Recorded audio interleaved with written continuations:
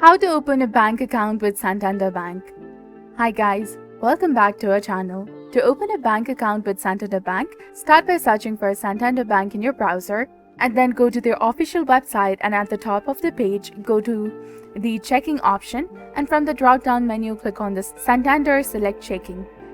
Once you click on it, on this page, scroll down and click on Open Account that is highlighted in red color. You can complete the account setup in 10 minutes or less, and you will need your social security number, US residential address, and funding account.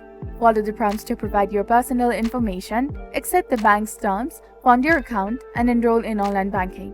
Select I am new to Santander and fill in your details, including your first and the last name, date of birth, email address, and phone number.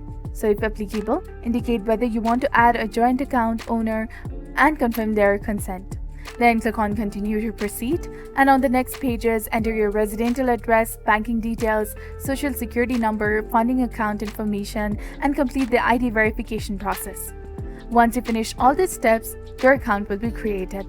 So if you found this guide helpful, please consider leaving a like and subscribing to our channel. Thank you for watching.